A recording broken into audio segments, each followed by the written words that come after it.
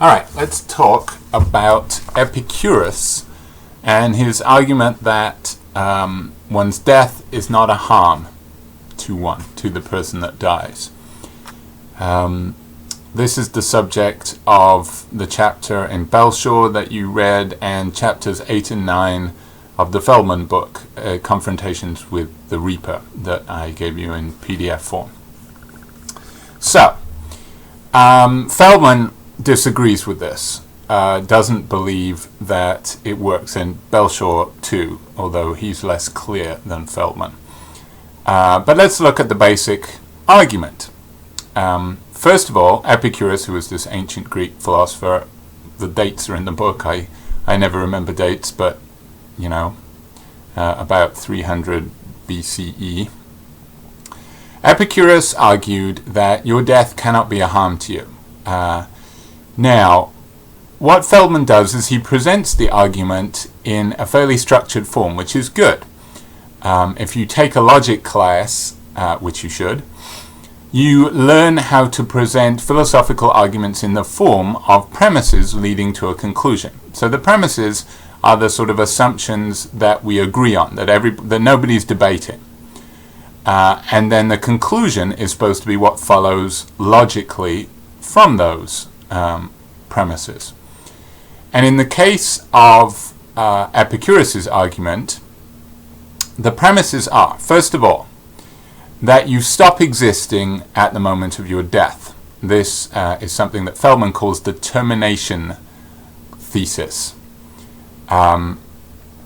He doesn't actually believe this, but his reason for disagreeing with it is, I think, not very interesting. I mean, you might think, oh great, I don't stop existing at the moment of my death. Does that mean that I can continue to exist after my death?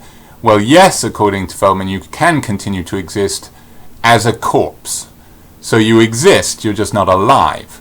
But, you know, who cares if there's something left over after you die? And his reasons for this are, I don't think very, very convincing. For example, he says we talk about if Aunt Ethel dies, we don't talk about burying Aunt Ethel's remains, which we would if we were seriously committed to the termination thesis, because according to the termination thesis, Aunt Ethel ceased to exist when she died. What we say is we're going to bury Aunt Ethel, you know, tomorrow or whenever. So clearly he says Aunt Ethel still exists and she's a corpse. Well, yeah, but everything we care about in a person ceases to exist at the moment of their death. Assuming, now, of course, if you believe in an afterlife, if you believe we go on to heaven or reincarnated or something, then the way to put that is that we don't really die. We just change form. Just like a caterpillar changing into a butterfly doesn't really die. That was something that he talked about in the previous chapters, Feldman, that is. So you could agree with the termination thesis even if you think we go to heaven. You could say, yes, if we did die, we would cease to exist. The good news is, though, we don't actually die when we just separate from our bodies or something like that. But we're still alive. We're still, you know, conscious. So anyway, the termination thesis, I think, is fairly uncontroversial, and Feldman says, I'm not going to disagree with it for the sake of argument, because I have a bigger beef with this argument. So I'm going to grant that we cease to exist at the moment of our death. Epicurus' reason for it, as I think Belshore makes clear, is that he's an atomist. But, you know, even if you're not an atomist, you can agree with that. Okay, so that's one of the premises. That's one of the claims. Another one of the claims is that the only things that are intrinsically good are pleasure. The only thing that is intrinsically good is pleasure. The only thing that is intrinsically bad is pain. Okay, what does intrinsic mean? It means in itself. So, an interesting question in philosophy is, what are the things that are intrinsically good? Good in themselves. There are some things that we say are good. For example, money, or food, or things like that. But I think most people can agree that money is not intrinsically good. That is, it's not good in itself. The only reason we want money is because we think it will get us things that in the end are intrinsically good. But if money became worthless, like in Germany before World War II, we wouldn't care about money. Money would be no good to us anymore. So it's not good just in and of itself. It's only good as a means to something else. This is sometimes called an instrumental good, or Feldman calls it an instance of extrinsic good. It's good not in itself, but in terms of what it can give you. And I always think the test for whether or not something is an intrinsic good is, would it be good if you were, would you want it if you were stuck on a desert island? Now, clearly money fails this test. Money would be no good unless, you burnt it to keep warm or something like that. But even then, it's only good insofar as it can keep you warm. What is an intrinsic good? Well, various people have given different answers through the ages, so for example, Aristotle said happiness, by which he meant something fairly sophisticated. But perhaps the simplest answer is pleasure. Pleasure, the sensation of pleasure, the raw feel of feeling good. This seems to be something that everybody wants. It is good in itself. There's very little sense to the idea of not liking pleasure, because pleasure, or not wanting pleasure, because pleasure is, it's sort of built into the idea of pleasure that it's something that you want. Okay, now the idea that pleasure is the only intrinsic good is called hedonism. And, well, the idea that pleasure is the only intrinsic good and pain is the only intrinsic bad. So there are things that are extrinsically bad, like losing your job or something like that, but they're only bad insofar as they bring you pain. For example, if you lost your job and you didn't care, you found out you were a lot happier and you realized you could do without your job, or you lost your job and then you found $1 million on the sidewalk, losing your job would not be a bad thing. So it's not bad in itself, it's only bad insofar as it brings you pain. So, Epicurus was a hedonist. He said that the only things that were good the only thing that is good in and of itself is pleasure, and the only thing that is bad in and of itself is pain. Now, Feldman doesn't actually agree with this either, but he's prepared to again go along with it for the sake of argument. And he gives a few reasons why you should go along with it for the sake of argument, like it would be good to defeat Epicurus on his own terms. If you just say, well, you're a hedonist and I'm not, then you're not really responding to his argument. He wants to show that even if hedonism is right, and even if the termination thesis is correct, that doesn't prove that my death cannot be a harm to me. Alright, but let's finish looking at Epicurus's argument. So, first claim, when you die you cease to exist. Second claim, the only thing that is, let's focus on the bad, the only thing that is intrinsically bad for you is pain. Third claim, and this is the most obvious of all, and nobody, Feldman agrees with this without even having to pretend. He thinks it's obviously true. You cannot feel pain if you don't exist. And I don't think anybody would dispute that. You have to exist in whatever form to feel pain. If you do not exist, you cannot feel pain. Okay, put the three together, says Epicurus, and it means that your death is not bad for you, because the only thing that could be bad for you is pain, but when you're dead you can't feel pain. So, you are incapable of having bad happen to you when you're dead, because you don't exist. Now, that's Epicurus's argument. To sort of support this argument, a later thinker, Lucretius, who was a Roman philosopher, pointed out that we don't care about the period of our non-existence before our birth or conception, or whenever you think we start existing. So there's this infinitely long period before we start existing, an infinitely long period of our non-existence. Do we care about that? Do we get upset? Do we say, I don't exist then, that's awful? No, we're not bothered at all, says Lucretius. It's of no interest to us, no concern to us whatsoever.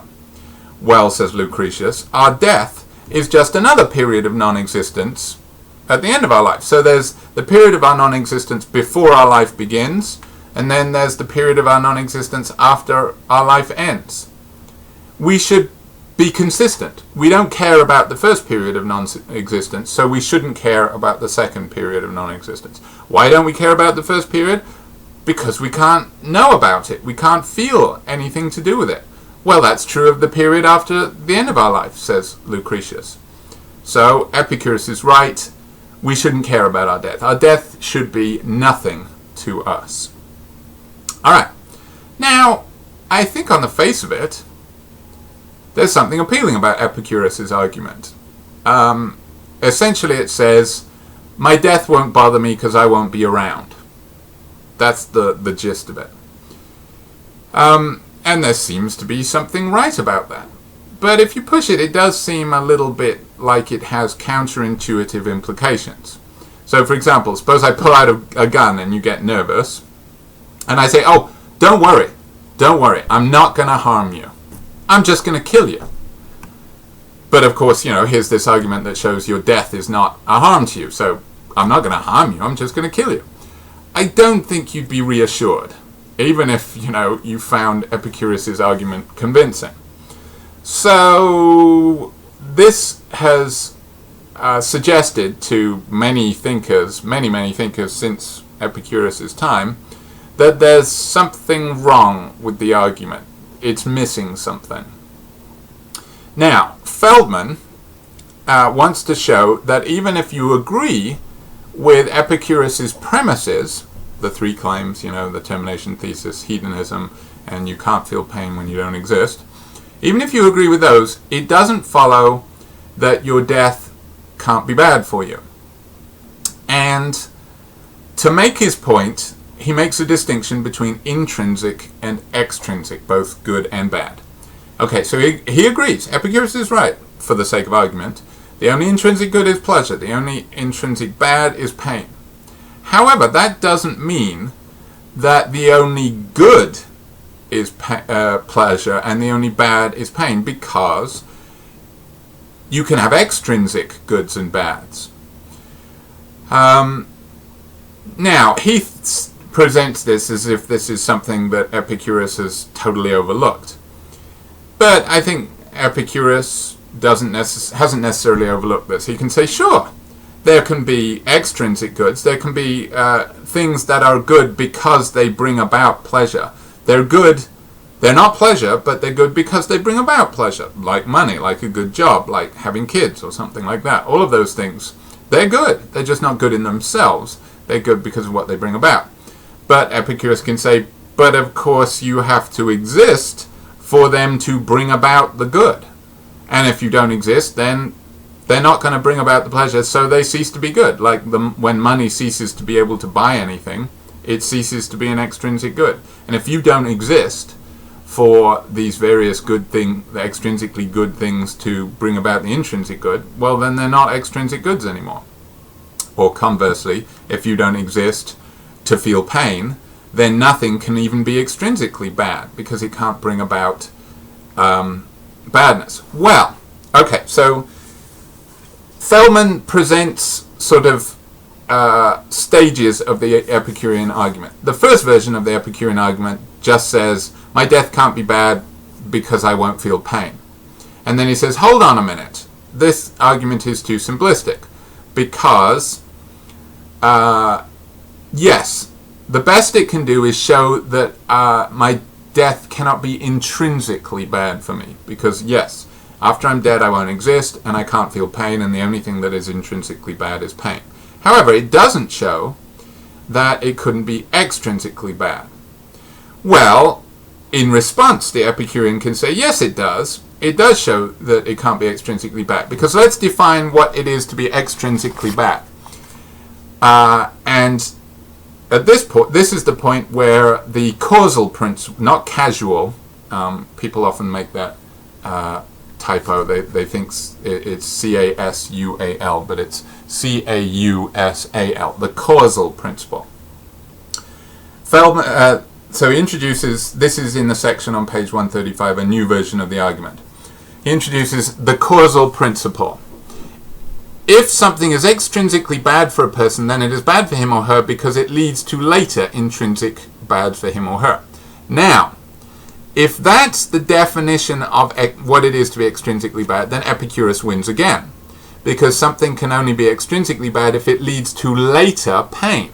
But of course, after you cease to exist, there will be no pain. So there's no way for my death to lead to later pain because I won't be around to experience it. So the causal principle, if that's all there is to extrinsic pain, extrinsic bad, then Epicurus wins, and that's the new version of the argument. However, what Feldman wants to argue is that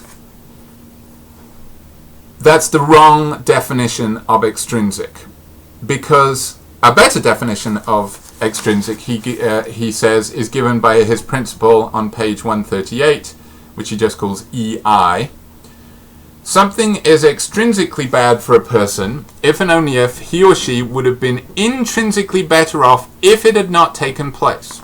Now you might say, well, what's the difference between that and the causal principle? Well, the answer is, as Feldman points out, this allows for the possibility of something to be bad for me even when I don't exist. And this is where he puts forward a theory, which other philosophers have suggested as well, this is just his version of it, which is called the deprivation account of how your death could be bad for you. Perhaps I should have said at the start, Epicurus would never deny that somebody's death could be bad for other people. You know, if something happened to my children, or Epicurus's children, he would say, this is a horribly bad thing for me because I am suffering horribly from the loss of my children. So clearly other people's deaths can be bad because they lead to pain for people affected by this. Epicurus would never deny that. His sole point is that your death, the death cannot be bad for the person who dies because they cease to exist. Alright, well, Feldman wants to say death can be bad even for the person who dies. Why? Well, the deprivation account, the name, kind of gives it a clue. Your death is bad for you to the extent that you dying deprives you of good stuff you would have had. Okay, so notice what he's done. He's kind of flipped it. He said Epicurus focuses on bad stuff and says, pain, and says your death isn't going to lead to any pain. Feldman says, you're right. I have to concede that. You're not going to feel pain after your death. Sure. But what happens when you die is you don't get stuff that you would have gotten if you'd continued to live. So imagine somebody, rather sadly, Feldman's book, he was sort of motivated to think about the philosophical issues of death. This shows what a philosophy nerd he is, well, like most of us philosophers are. Because his daughter, who he mentions, he doesn't mention it's his daughter Lindsay, died young. I think she was 16. He doesn't specify, but I think it's some disease. It wasn't like a car accident or anything. But she died young, and this sort of devastated him. And the only way he could sort of work himself out of depression was to think philosophically about these issues. Hey, whatever works. Anyway, suppose somebody, like Lindsay, dies age 16. Now, and let's suppose that it was a car crash. So she was actually perfectly healthy. And let's suppose if she hadn't have been killed, she would have lived to age 70.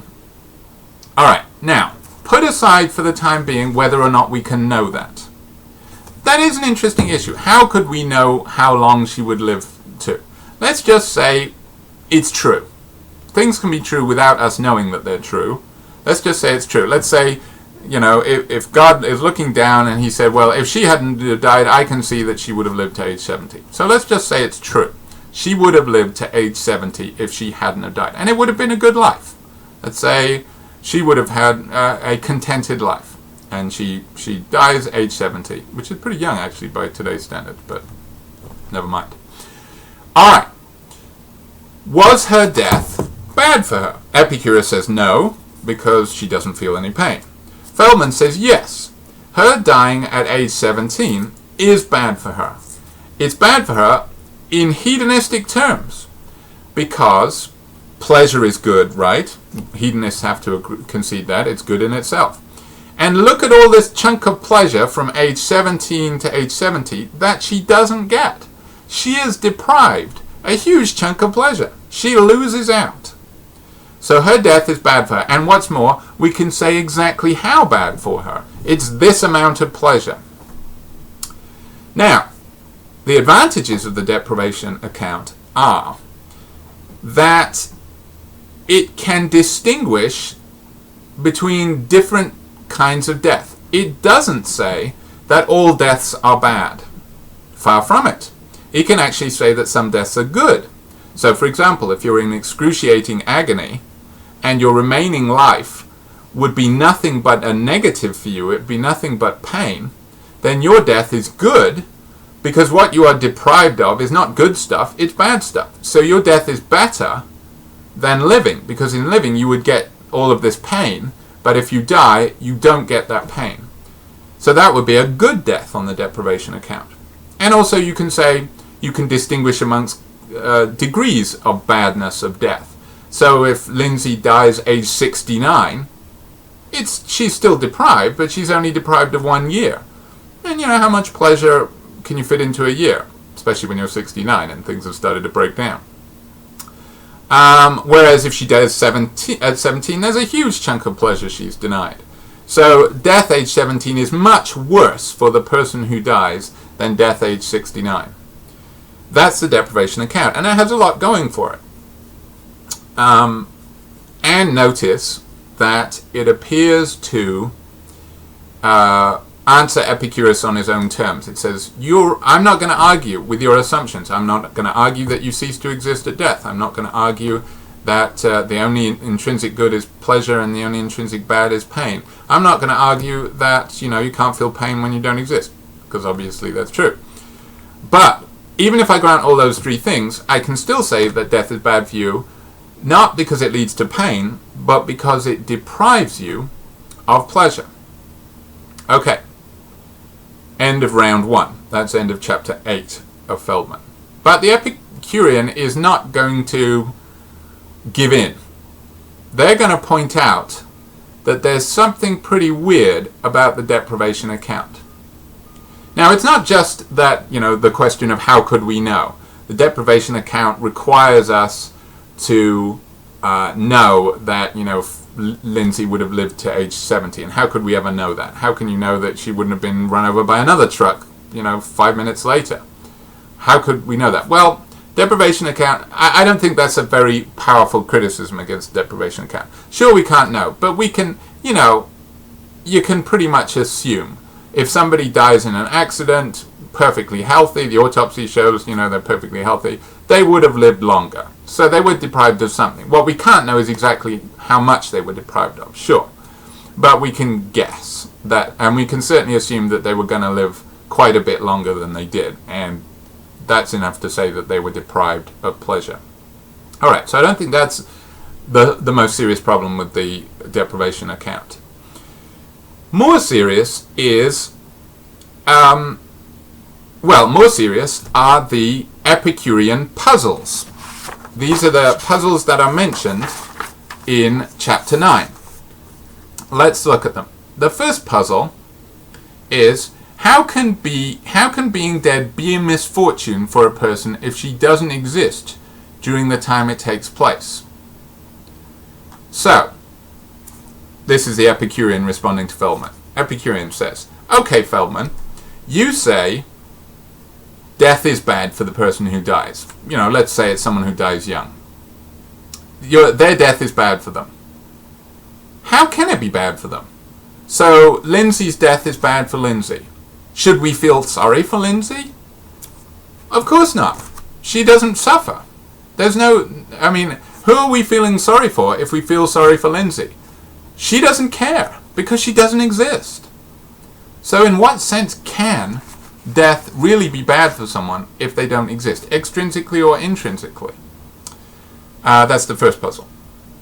Second puzzle is, how can you compare the benefits a person receives if that person lives to those a person would receive if they die when they don't exist in the second case? They're not going to receive any benefits. How can you say, well, this person is better off than this person? If this person is dead, there is no person. They don't exist. So you can't say this person is better off than this person because there's only this person. This person has ceased to exist. That's the second puzzle. The third puzzle, and I think this is perhaps the most serious, or at least it's the hardest one to give a good answer to for the deprivation account theorists, is when is death supposed to be a misfortune? So the Epicurean says, okay, Feldman, you say Lindsay's death is a misfortune for her. All right, when is it a misfortune for her? You got three possibilities. Before she dies. Well, that would make sense because she is capable of feeling pleasure and pain before she dies. But how can your death be a misfortune for you when you're alive? That doesn't make sense. I mean, that would be like me saying, oh, my death is such a misfortune for me. But it isn't because I'm alive. Now, you might say, but you're dreading your death. But that's something different. Dreading is not the death. And you can get rid of dreading by, I don't know, going to sleep or reading Epicurus or, you know, getting drunk. All of these ways of getting, all of these things are, or taking a Xanax, I guess. All of those things are ways of getting rid of the dread. Now, it has to be the mere existence of my pain, of my death down the road, has to be harming me, even if I don't care. Even if I don't care, it has to be a harm to me on Feldman's account. And that doesn't seem to make sense. How can my death be a harm to me when I'm still alive? All right, so that doesn't make sense. The other two alternatives are at the moment of death. Well, if you think about it, the moment of death has no duration. Because if I'm still alive, then my death hasn't arrived yet. If I'm dead, then my death has passed. So what is the moment of death? And how should I really care about something that has such a tiny duration? You know, it's going to be a terrible, I mean, even if it was the worst pain imaginable, if the duration was, you know, so small it's unmeasurable, I shouldn't really care about it. So that doesn't really make sense. And then finally, the other time could be after my death. But of course, Epicurus wins again. I don't care. After my death, I don't care. You know, do what you like to me, I don't exist after my death. And again, Lucretius would pipe up, like, are people suffering before they're born because they don't exist? You know, oh no, I'm torturing somebody who's going to be born in 2019. I don't think they care because you're not, because they can't feel pain. So, that's kind of a puzzle that Feldman has to answer. And puzzle 4 is, if early death is bad because we are denied goods that we would have had, then presumably late birth is bad because in the time that we don't exist, we're denied goods that we could have had. We could have been alive this whole time if only we'd been born earlier. Oh no, we were deprived of this time that we were alive because we were born, you know, I'm not going to tell you when I was born, but you were probably born in the 90s, most of you. Imagine, you could have been born in the 80s. What a cool decade that was. Trust me, it wasn't. that doesn't seem to make sense. And again, this is pushing the Lucretius point that the time before our birth is a time of non-existence we don't care about. Alright, so those are the 4 puzzles that an Epicurean can say, okay, sure, the reason why you, Feldman, don't like my theory, my Epicurus theory, is because you think it has strange implications. Like, someone saying, I'm not going to harm you, I'm just going to kill you. Sure, my view does have some strange implications. But your view is only an improvement on mine if it doesn't have strange implications. But I think it creates all these puzzles. So unless you can give a satisfactory answer to these puzzles, I'm going to stick with my view. Thank you very much. Alright, now, various people have suggested that things can be bad for you without you knowing. This isn't really Feldman's approach, but other people have tried this. So, for example, suppose you lived the life of Truman in The Truman Show. Have people seen that movie? That was a Jim Carrey movie when he was before he went crazy and couldn't get film jobs. This was when he was practically at the peak of his earning power. He did this kind of serious movie and it sort of came out before The Matrix, and then The Matrix came along and did, a similar idea, only much more fun, and made everyone forget about The Truman Show. But anyway, in The Truman Show, Carey plays this guy called Truman, who, unbeknownst to him, is living in a reality TV show. His life is just entirely a fictional construct. His wife is just an actress who doesn't actually like him and pretends to love him because she's paid to, and all of these things. Well, in the movie, he finds out and he escapes. It turns out he's trapped in this sort of dome kind of thing, and he'd never been to the edges of it. And in the end of the movie, he finds out, and of course, he's mortified. All of these people he thought were his friends were just fakers. It's horrible. Well, imagine Truman never finds out. He lives his entire life and then he dies. Was he harmed by this? Well, a lot of philosophers would say, hell yeah. You can't do that to someone. That's a horrible thing to do to someone. And of course, if you're Epicurus, you have a hard time specifying exactly how, the Truman in my version is harmed, because he leads a happy life. He never knows that it's all fake. So that's a suggestion that you can be harmed without knowing about it, without feeling pain.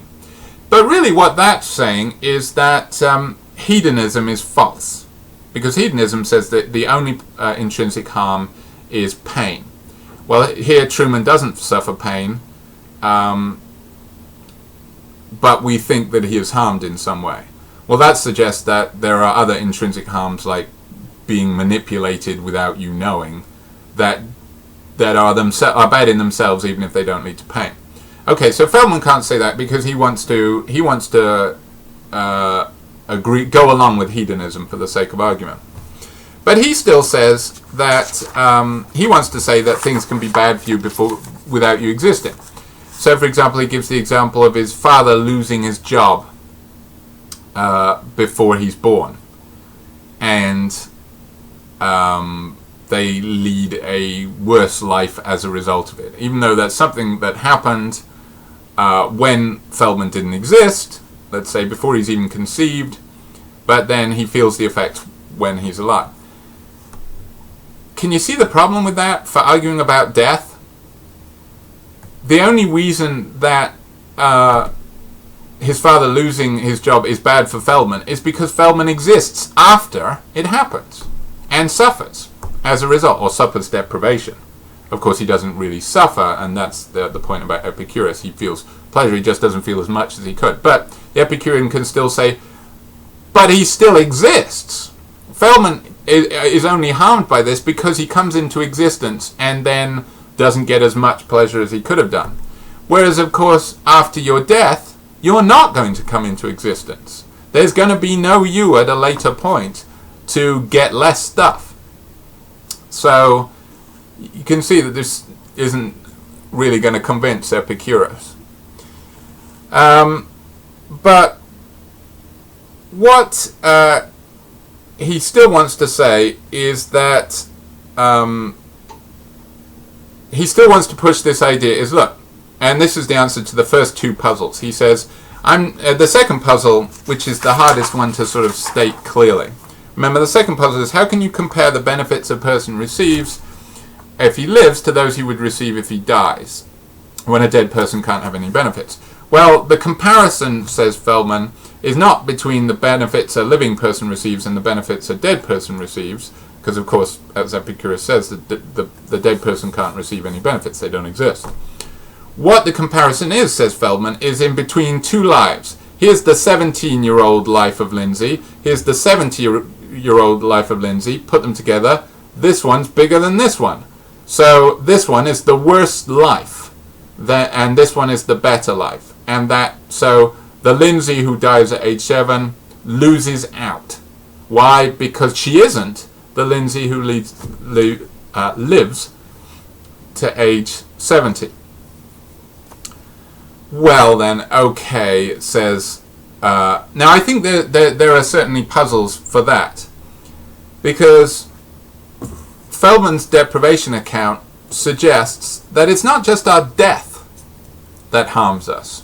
All kinds of things harm us. I am harmed by not being a member of One Direction, because One Direction get all this wonderful acclaim, and they are loved universally by everyone on Twitter, it seems, and they're enormously wealthy, and people throw themselves at them. But I'm not one of them. I lose out by not being a member of One Direction. Presumably there's a possible world, because notice that the Lindsay that lives to age 70, she never exists. She's just a possible Lindsay. And actual Lindsay is supposed to lose out because she's not possible Lindsay. Well, actual Simon Cushing loses out because he's not possible Simon Cushing, who's a member of One Direction and enormously famous and wealthy. Oh my God, I am harmed by not being a member of One Direction. Well, that seems stupid. I mean, I'm harmed by all kinds of things. I'm harmed by not winning the lottery. I'm harmed by all these things that could happen to me that don't. I'm harmed because they didn't happen to me. Isn't that exactly like being harmed because you don't live to age 70? Now, various deprivation accounts theorists have something to say about this, but that's certainly a puzzle. Okay, but the Epicurean puzzle, the next Epicurean puzzle that Feldman has to deal with is, when is it a harm? When is it a harm for Lindsay, let's say, that she dies? It's not while she's alive, says the Epicurean, because she's not dead. How can you be harmed by something that hasn't happened? It's not while she's dead because she doesn't exist. At the moment of death, that doesn't really make sense. When is the moment of death? And it's such a short period that who cares about that harm? Well, Feldman's answer is she is harmed eternally. It's just a fact. So it's like saying, he compares it with, when is 3 bigger than 2? Well, what time is 3 bigger than 2? Well, it's always bigger than 2. That's just a fact of the universe. So when is the life of Lindsay when she lives to 70 bigger than the life of Lindsay when she lives to age 16? Eternally. It's just a fact. Like 3 being bigger than 2, life to 70 is bigger than life to 16. That's an odd answer. So that suggests that my death was a harm to me in Roman times. Why? Because, well, 3 was bigger than 2 in Roman times. It's eternally true. So my death was a harm to me in Roman times. I wasn't around to care, was I? I don't really give a shit if my death was a harm to me in Roman times, because I'm not around. I'm neither alive nor dead. So it's an odd answer, and I think an Epicurean can say, is that the best you can do? Finally, the early death, puzzle for the early death, late birth one, I don't find that particularly interesting. He suggests that the difference between, we're not bothered by our early death, we're not bothered by our late birth because we hold when making a comparison, we hold our length of life stable. So suppose I assume I'm going to live 70 years. Then I assume, why don't I care that I wasn't born in, say, 1900? Well, because I assume I would have the same amount of time, and I assume I'd have to live through 2 world wars, and that would be pretty crappy. So actually I feel pretty better off. So our comparison when we compare not being born earlier is we keep the length of life the same.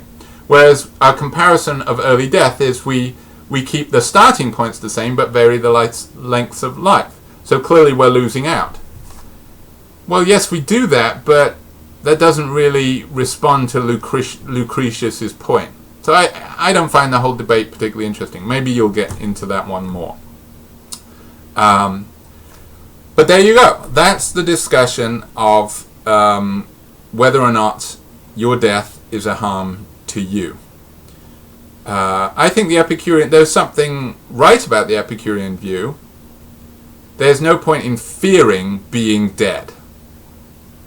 And Feldman would agree. There's no point in fearing being dead, because being dead is like being asleep.